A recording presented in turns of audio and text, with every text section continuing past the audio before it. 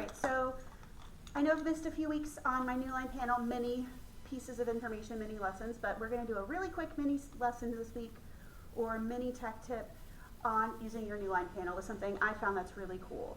So most of us have not really played with our panel beyond doing the mirroring or using the browser mode, but let me show you a couple really cool things you can do.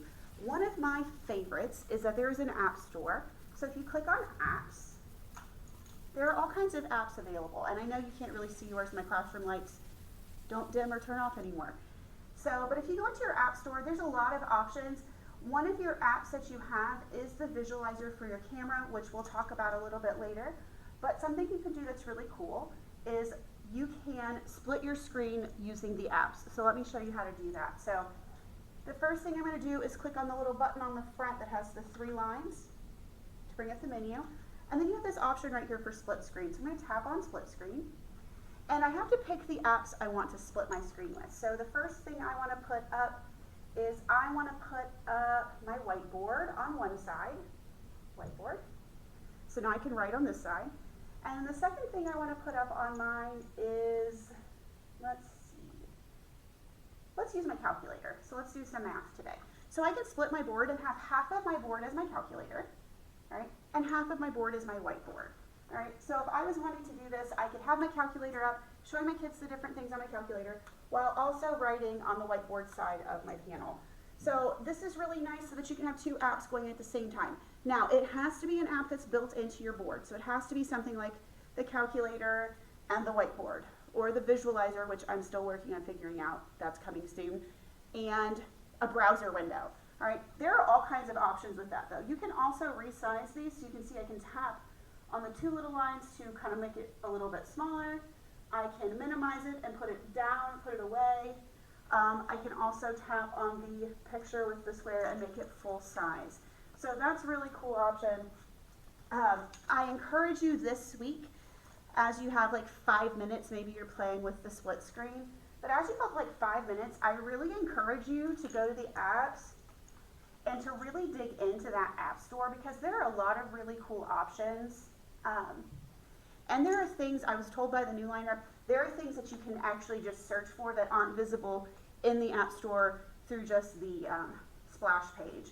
So one of the apps I really like to use, not Peppa Pig, but that's kind of fun, is if you go down, there's our top 10. So you can go into the top 10 most used apps. You have Google Earth on your panel, which is very cool since the kids can't access it. You can put it up on your board. You have Google Translate available on your panel. You can actually do Zoom calls and things like that, which is something I've got some plans on looking into. But they have all kinds of things in here. You also want to look at this Optimized for Q Series, because we have the Q Series panel. So there's a Kahoot app, Canva. I have Canva on mine. My favorite app, though, which I have not really had a need to use because I don't know why I would use it in my class, is the, where'd it go? Earth Viewer. This is very cool.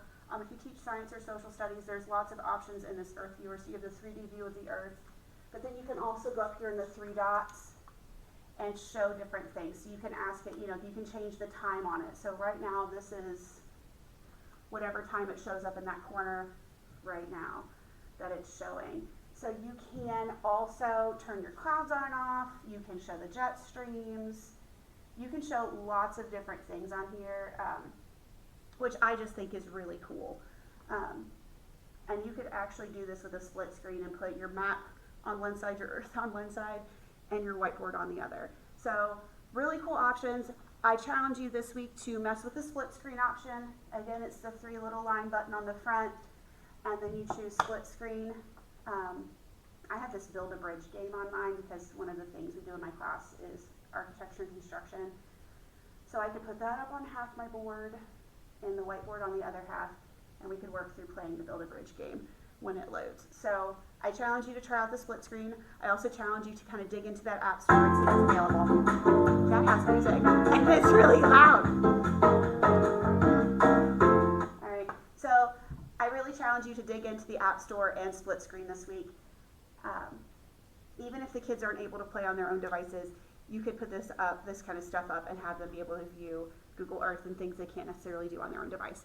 Have a great week.